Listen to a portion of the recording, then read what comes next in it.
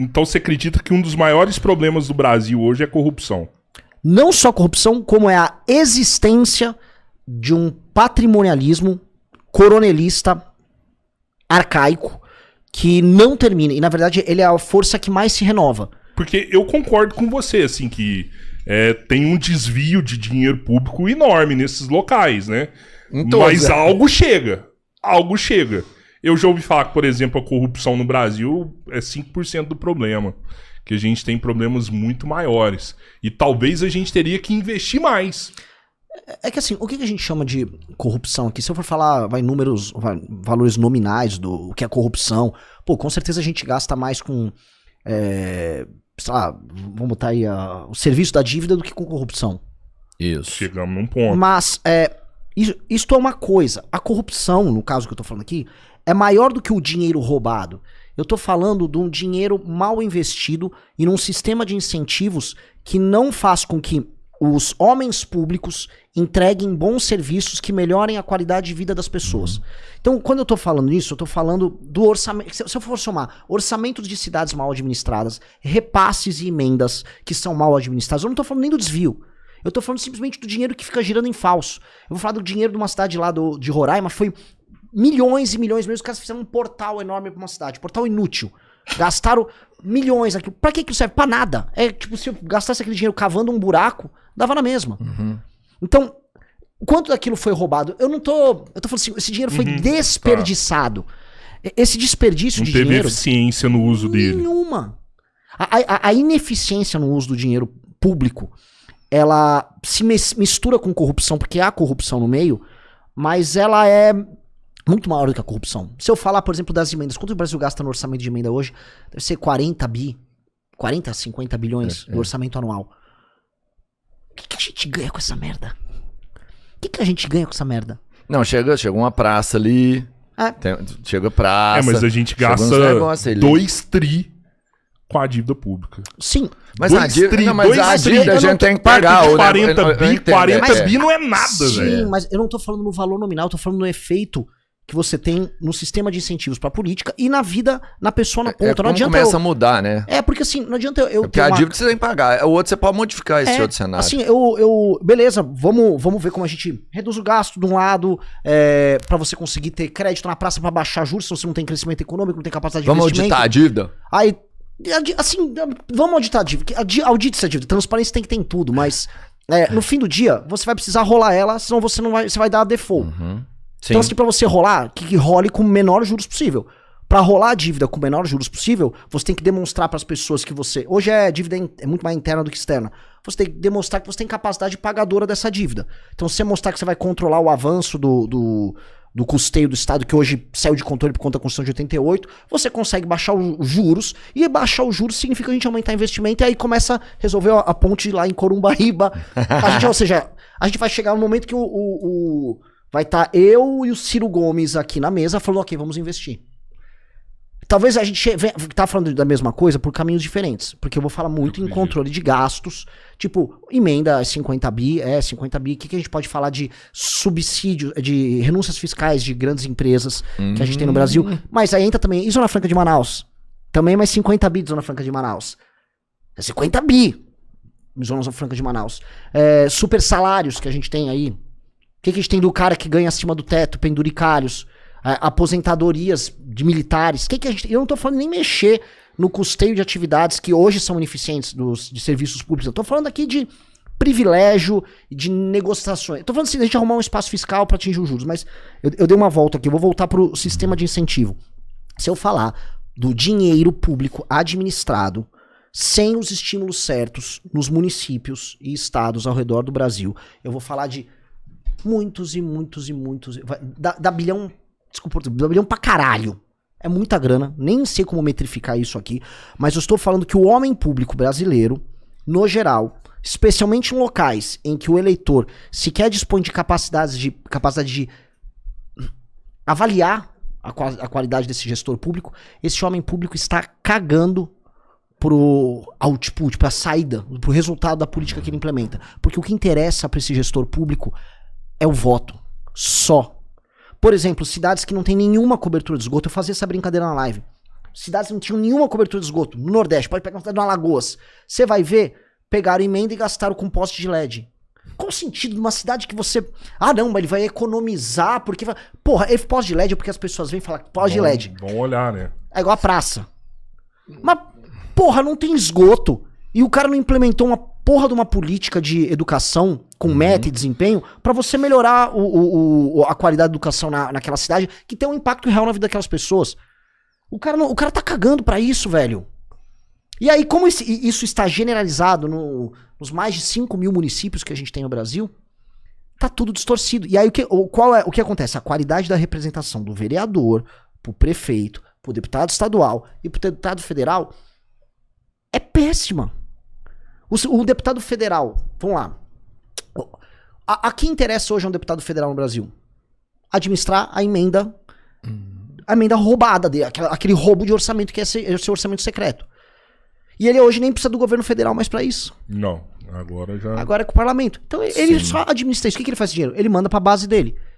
Que vai pra essa mesma, pra um deputado estadual tosco, vai pra um prefeito tosco, pra uns vereadores toscos, vai ter um desviozinho ali, aí cada um vai ter o share de desvio que ele vai tocar, mas nenhuma preocupação numa aplicação racional desse dinheiro, porque qual é a racionalidade, assim, cada um tem um projeto local, cada um vai investir dinheiro. Quem tinha que investir dinheiro é o Poder Executivo, é o Presidente da República, os governadores, eles não têm dinheiro.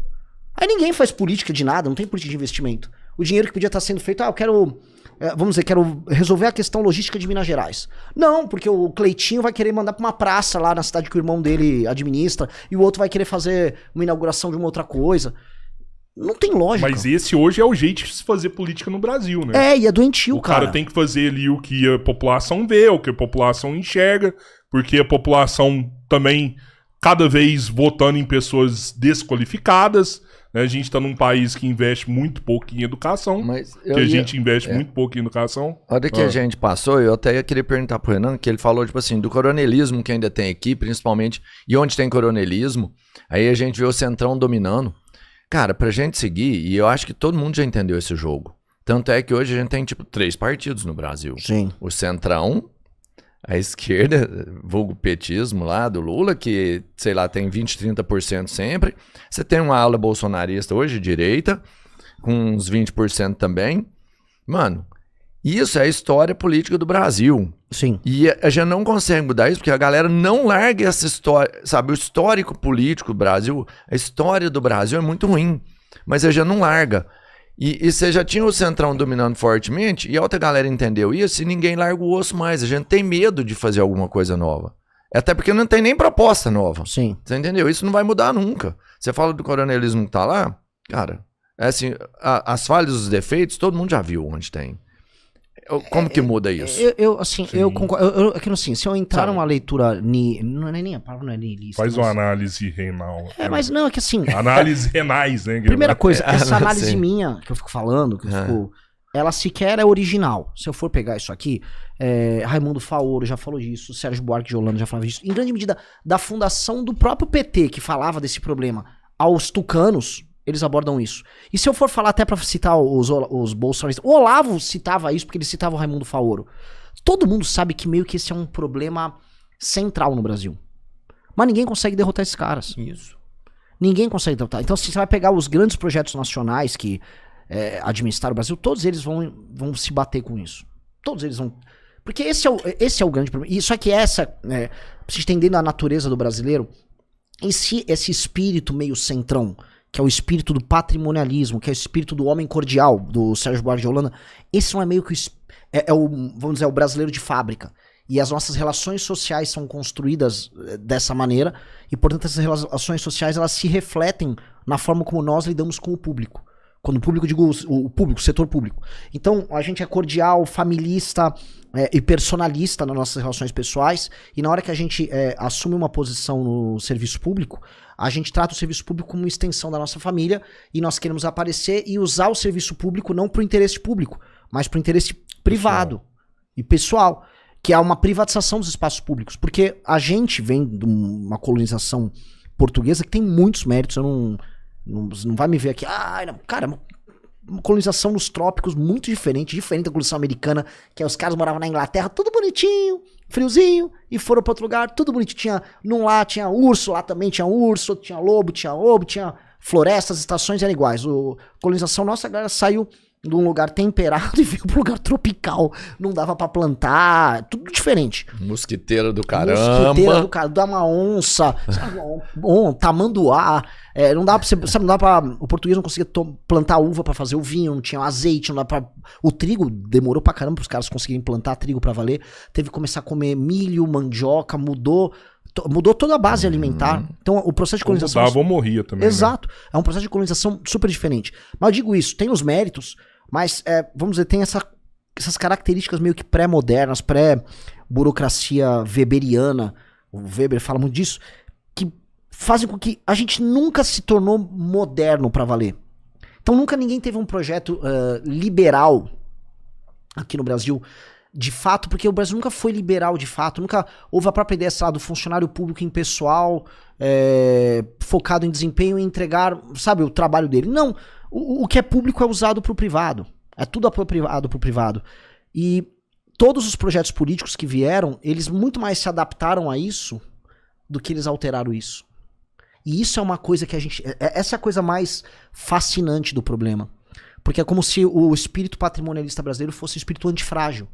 Ele se molda, ele se altera, e nos momentos de crise ele cresce. Você acredita que é uma estrutura liberal que poderia eu acho que assim, nos ajudar nesse momento? Quando eu chamo de estrutura liberal, eu tô falando assim, a burocracia impessoal do Estado moderno, que é um negócio, sei lá, do século XIX, a gente não chegou nisso em grande medida.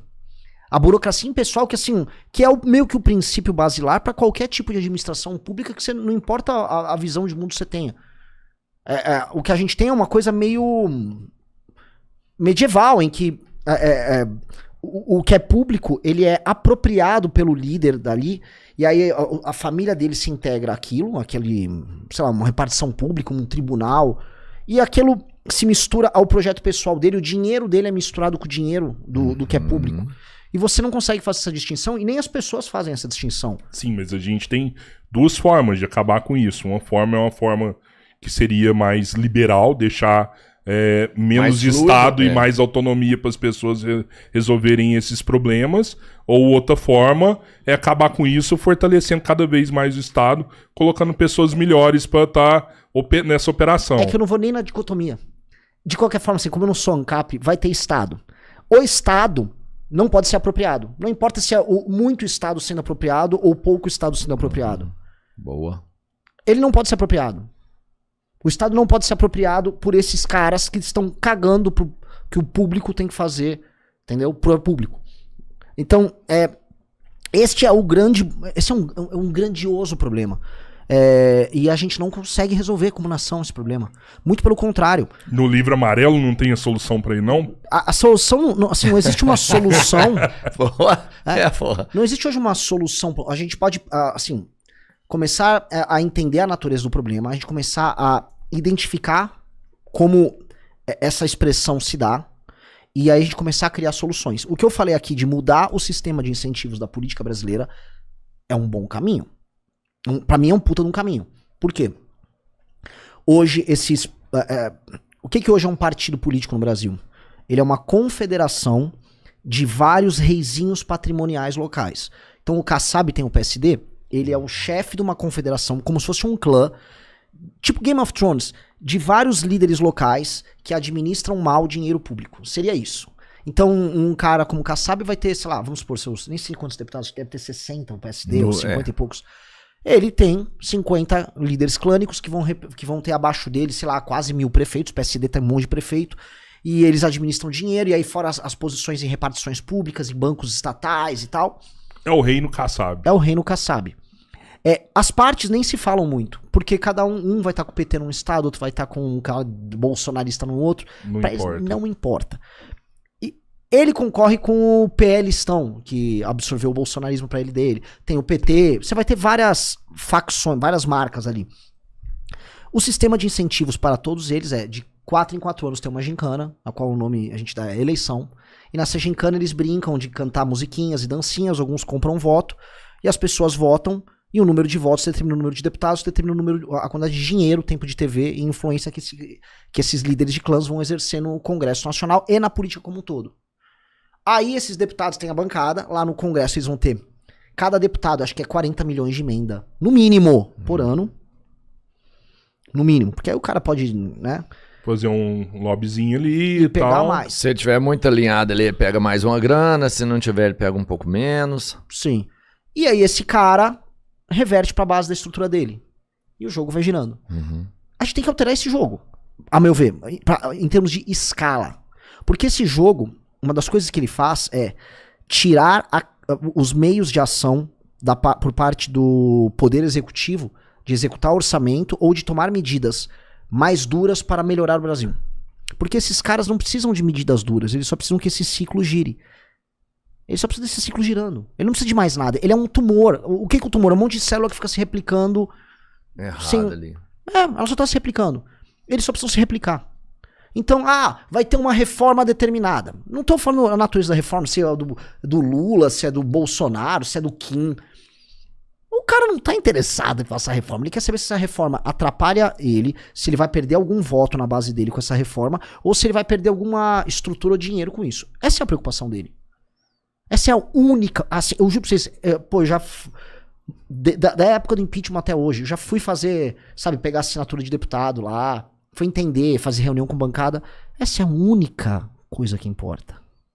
Tirando alguns ideológicos. Você vai ter uns ideológicos da esquerda, uns ideológicos da direita, um ou outro representante do setor. Então o agro, se o tema do agro vai ter a bancada do agro, volta ali. Os evangélicos, se pintar um tema aborto, o evangélico vai falar,